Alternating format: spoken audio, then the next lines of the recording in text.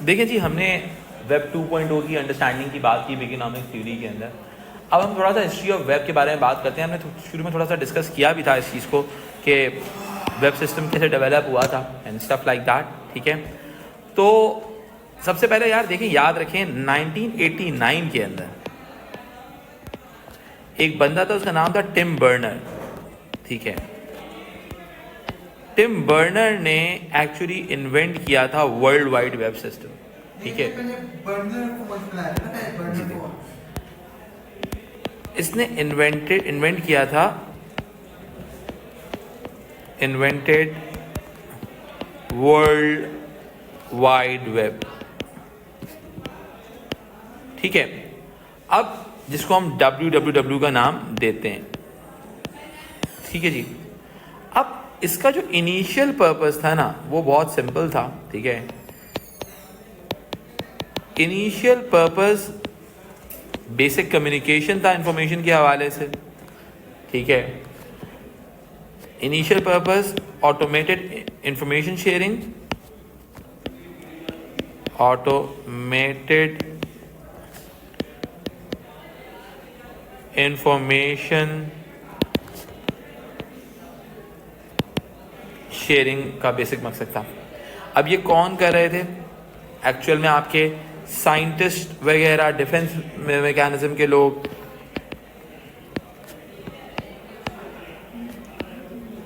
Scientist, इसके अलावा और यूनिवर्सिटीज़ के अंदर यूज़ होता था। देखो एक्चुअल में मकसद क्या था कि एक इंफॉर्मेशन एक जगह पर पड़ी हुई हो और जिसको कोई भी एक्सेस कर सकता हो। ठीक है, अच्छा, अब एक्चुअल के अंदर अगर हम इस चीज़ को लेके चलते हैं दुनिया के अंदर, जो एक बेसिक आइडिया डेवलप हुआ इस चीज़ का,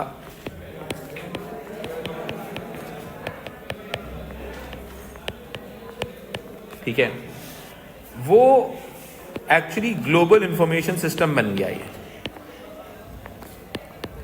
कि आप कहीं से भी इंफॉर्मेशन को एक्सेस कर सकते हैं अगर कोई भी इंफॉर्मेशन वर्ल्ड वाइड वेब के ऊपर, सर्वर के ऊपर मौजूद है। ठीक है, और ग्लोबल इंफॉर्मेशन सिस्टम डेवलप हुआ। इसके अलावा इवॉल्विंग टेक्नोलॉजीज जो थी वो सारी इसके साथ अटैच हो गई। ठीक है,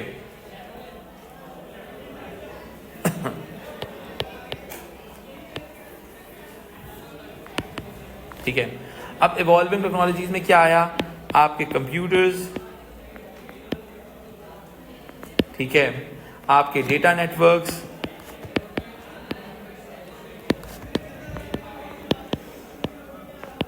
ठीक है, फिर आपके हाइपर टेक्स्ट। ठीक है, तो इस तरीके से ये मैकेनिज्म इस्टेब्लिश हुआ, स्टार्ट हुआ। ठीक है, फिर कहा जाता है फर्स्ट वेब सर्वर जो फॉर्मुलेट हुआ वो 1990 के अंदर हुआ था। वेब सर्वर जो बना था वो 1990 के अंदर बना था। ठीक है, और जो फर्स्ट वेबसाइट थी उसका नाम था info.cern.ch।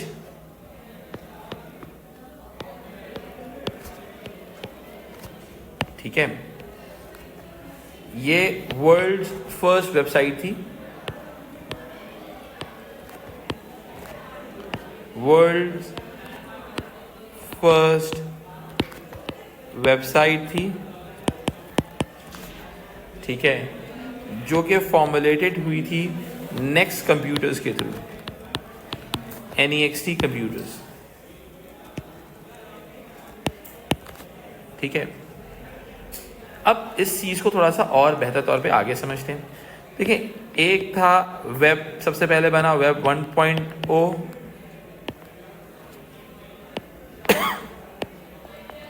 फिर बना वेब 2.0, फिर बना वेब 3.0। ठीक है,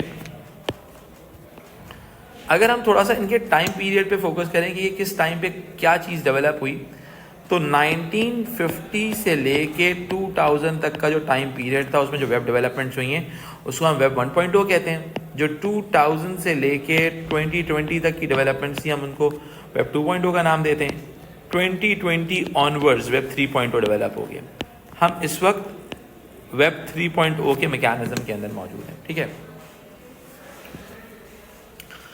अब इस मैकेनिज्म को थोड़ा सा स्टडी करते हैं कि हिस्ट्री ऑफ वेब सिस्टम किस तरह से डेवलप हुए over the period of time. सबसे पहले जो 1.0 था वो HTML पेजेस के ऊपर एग्जिस्ट करता था।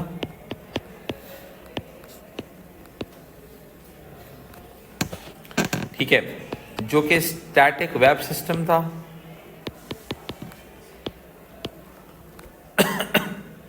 ठीक है, फिर जबकि अगर आप वेब 2.0 की बात करते हैं तो वेब 2.0 जो था वो सोशल वेब सिस्टम था। ठीक है, अब इसके अंदर क्या हुआ, इसमें एक्चुअली सर्च इंजन्स डेवलप हुए, लाइक गूगल हो गया।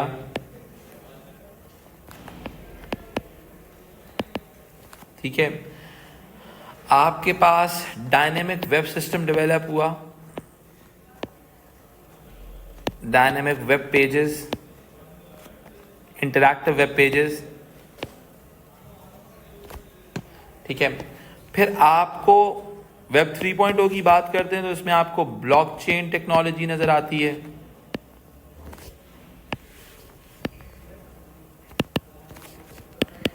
AI नजर आता है, बिकॉज इसको हम सिमेंटिक वेब कहते हैं। सिमेंटिक वेब का मतलब ये एक ऐसा वेब सिस्टम जो कि दिमाग रखता हो। ठीक है, कोई कैलकुलेशन अगर आप वेब 2.0 को भेजते तो वो आपको कैलकुलेशन की वेबसाइट पर रिडायरेक्ट करता था। वेब 3.0 सॉल्व करके दे देता है आपको। सही है। वेब 1.0 जो था वो इंफॉर्मेशन बेस्ड वेब था। इसका काम था बेसिक इंफॉर्मेशन जो मौजूद है उस तक आपको एक्सेस दे देना। इंफॉर्मेशन बेस्ड वेब, ठीक है, जो कि वन वे कम्युनिकेशन पे बेस करता था।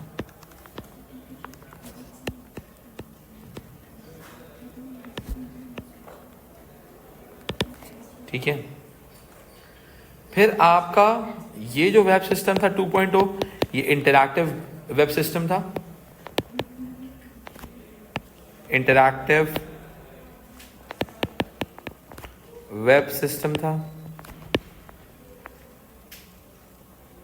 ठीक है, फिर इसमें एक्चुअली टू वे कम्युनिकेशन था। जैसे ब्लॉग स्पॉट के ऊपर जो सबसे पहले कमेंट्स का ऑप्शन आया था ना, उसने इस चीज को स्टार्ट किया था। ठीक है, कि कोई सामने वाला कंज्यूमर भी अपना रिएक्शन शो कर सकता है।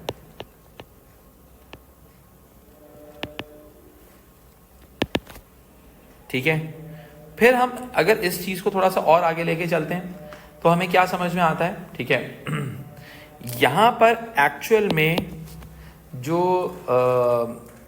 वेब 3.0 है इसको एक सिक्योर डिसेंट्रलाइज सिस्टम के तौर पे देखा गया। जैसे ब्लॉकचेन टेक्नोलॉजी है, बिटकॉइन है, ये एक डिसेंट्रलाइज टेक्नोलॉजी कंसिडर की जाती है। कोई एक बंदा, कोई एक सिस्टम, गवर्नमेंट, स्टेट कंट्रोल नहीं कर रही है इसको। समझ रहे हो?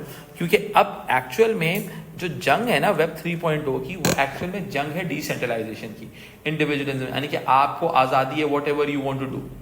समझ में आई बात? पहले ज़माने में क्या था कि भाई जो 1.0 वगैरह था वो क्या कहते हैं, सर्वर फाइल सिस्टम हुआ करता था। ठीक है, सर्वर पर फाइल है, उसको आप एक्सेस कर रहे हो। ठीक है, जिसमें HTML पेजेस आ जाते थे। ठीक है, जिसके अंदर आपके टेबल्स वगैरह, बेसिक सिस्टम था, बेसिक इंफॉर्मेशन।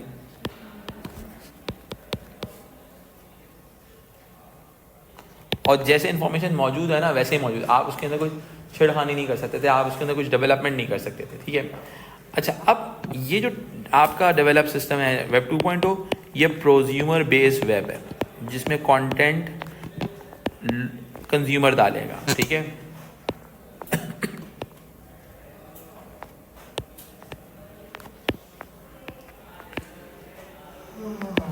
सबसे इंपॉर्टेंट चीज पहले क्या था, आपका जो वो था पहले तो इंफॉर्मेशन से प्रोड्यूसर डाला करता था, अब यूजर बेस्ड डेटा है।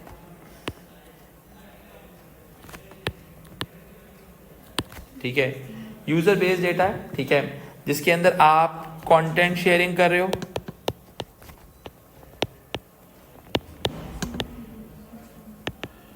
लाइक विकिपीडिया हो गया, विकीज हो गए, ठीक है। और सबसे बड़ी डेवलपमेंट हुई थी इसमें, वो मीडिया फाइल शेयरिंग की बात हुई थी। पहले ज़माने में मीडिया फाइल शेयरिंग बहुत डिफिकल्ट कंसिडर, कोई पिक्चर कोई वीडियो आगे पीछे करना। जब वेब 2.0 के अंदर मीडिया फाइल शेयरिंग पॉसिबल हुई तो एक बहुत बड़ा ब्रेक थ्रू कंसिडर किया गया है इसको, ठीक है। इसी वजह से देखो इसके अंदर बेसिक इन्फॉर्मेशन थी, इसलिए कहते थे रीड ऑनली वेब, कहते थे इसको रीड ऑनली वेब, एक ऐसा वेब सिस्टम जिससे सिर्फ आप रीड कर सकते हैं। इसको इसी वजह से कहा जाता है रीड एंड राइट वेब।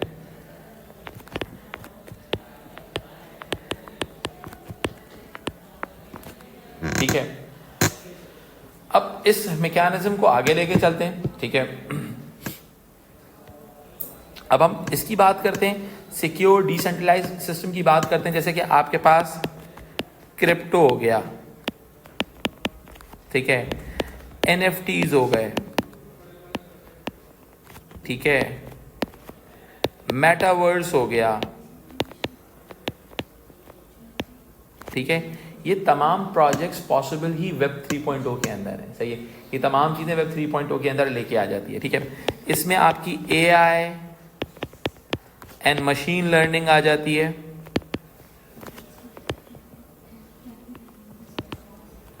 इसके अलावा नेचुरल लैंग्वेज प्रोसेसिंग आ जाती है, natural language processing, like hey Siri do this job for me, smart homes का बनना, ठीक है। तो ये तमाम चीजें क्या हैं बेटा, स्मार्ट होम्स भी एक्चुअल के अंदर वेब 3.0 की फॉर्मेशन है, ठीक है। जब से 5G फॉर्मुलेट हुआ उसने एक्चुअली 4G ने वेब 2.0 को ऑप्टिमम लेवल पे आया, 4G की वजह से 3.0 डेवलप हुआ, ठीक है। अब जब 5G दुनिया में आने वाला है, आ रहा है, काफ़ी सारी कंट्रीज में आ गया है, तो वहाँ पर ये चीज़ें डेवलप हो रही हैं। अच्छा, अब इसके अलावा ऑगमेंटेड रियलिटी,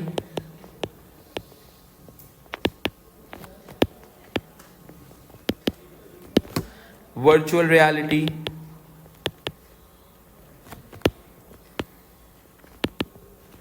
मिक्स्ड रियलिटी, ये तमाम चीज़ें जो हैं आपके पास एग्जिस्ट ही करती हैं न्यू वेब सिस्टम्स के अंदर। समझ में आई बात, ठीक है।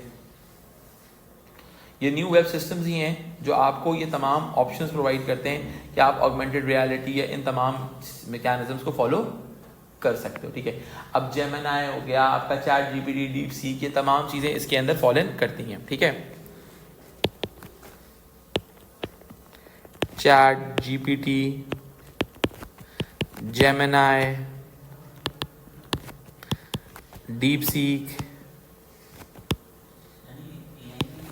ये AI के हैं सारे। तो ये वेब 3.0 का पार्ट बन रहे हैं ना ये सारे, ठीक है। कि वेब 3.0 डेवलप ही इन्हीं की वजह से हो रहा है।